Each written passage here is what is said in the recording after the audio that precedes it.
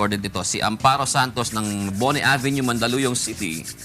Ang akin po idudulog na problema ay tungkol sa hatian po ng lupa consisting of 700 square meters.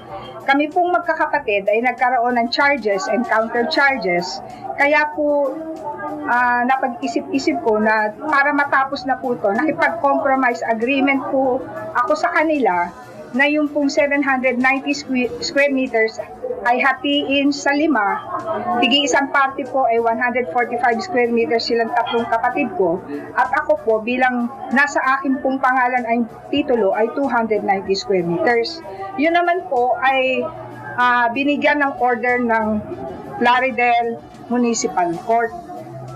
Ang problema ko po ito, yung kapatid ko pong nag-iisang lalaki, gusto po niya ibigay ko na kaagad sa kanya yung titulo.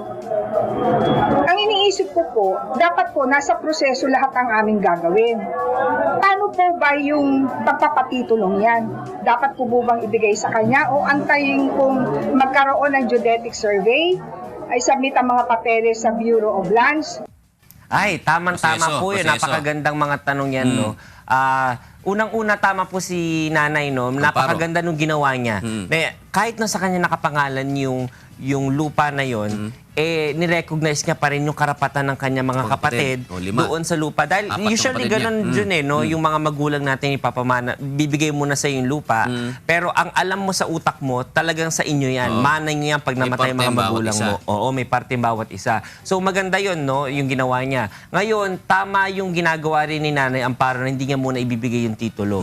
Kasi kailangan mong isubmit yung original title para mapasubdivide yung lupa na yon. At bago mo mapag-subdivide yung lupa na yung kailangan mo munang ipa-geodetic engineer para maipakita survey, kung geodetic survey, yung nakalagay doon 10 degrees northeast of ganyan of the road o yung eksaktong street, sukat. yung eksaktong sukat at saka yung shape ganyan.